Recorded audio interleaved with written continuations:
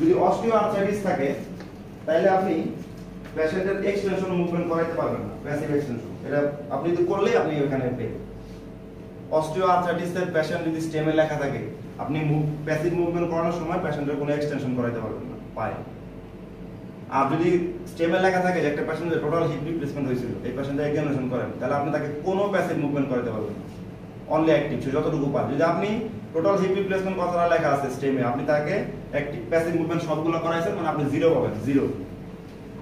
এই বোর্ডে একমাত্র তাদের ক্ষমতা থাকে জিরো দেওয়া। ওই যে আপনি হ্যান্ডওয়াশ ম্যান্ডওয়াশ করলে আপনি জিরো পাবেন, কারণ আপনি পেশেন্টের সাথে মানে একটা আপনার টোটালি এক্সামিনেশন হয়নি, আপনি জানেনই না কেমনে এক্সামিনেশন করতে হয়। হ্যান্ডওয়াশ করেন কোনো লাভ হবে না আপনার। কারণ কি জানেন, টোটাল হিপ রিপ্লেসমেন্ট থাকার পরে যদি আপনি প্যাসিভ মুভমেন্ট করানো শুরু করেন, আপনি ওই হিপটাকে সরাই ফেলবেন। আর যদি অস্টিওআর্থ্রাইটিস পেশেন্টের থাকবে ফিক্সড ফ্লেকশন ডিফর্মিটি, ফ্লেকশন অবস্থাতে ডিফর্ম হয়ে থাকে, ওরা আপনি জোর করে এক্সটেনশন করান, ওই জায়গাতে অস্টিওআর্থ্রাইটিক ফ্র্যাকচার হয়ে যাবে, ওই জায়গাতে ভেঙে যাবে। এই জন্য এই দুইটা জিনিস আপনাকে মাথায় রাখতে হবে, যে এই জন্য আপনার স্টেমে লেখা থাকবে তার লেফট হিপ অস্টিওআর্থ্রাইটিস আর রাইট গ্লুটিয়াল নার্ভ ড্যামেজ। তাহলে লেফট হিপ অস্টিওআর্থ্রাইটিস হইলে লেফট হিপের এক্সটেনশন আপনাকে প্যাসিভ এক্সটেনশন করানো যাবে না, রাইট হিপের প্যাসিভ এক্সটেনশন করান, কোনো সমস্যা নেই।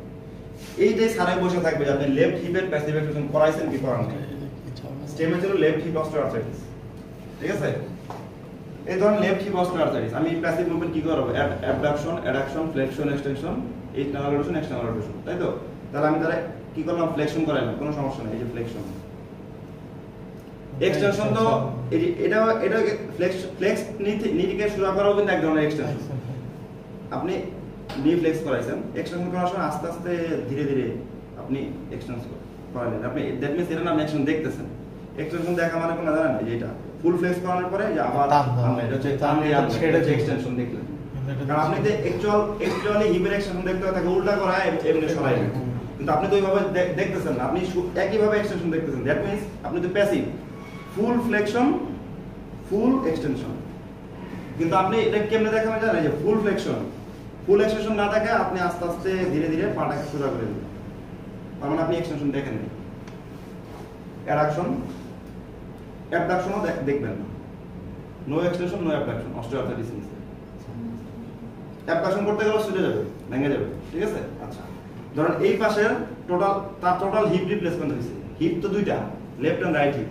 লেফট হিপে টোটাল রিপ্লেসমেন্ট তার হয়েছে, তাহলে লেফট হিপের কোনো মুভমেন্টই আপনাকে তাকে করানো যাবে না। প্যাসিভ, অ্যাক্টিভ তো সে নিজে নিজে করতে পারবে। মানে কি অ্যাক্টিভ হচ্ছে কি, সে যদি ফিল করে পেইন তাইলে সে আর করবেই না। আপনি যদি বলেন যে would please touch bend your right knee, ধরেন এতটুকু করছে, তার মানে এতটুকু সে অ্যাক্টিভ পাচ্ছে।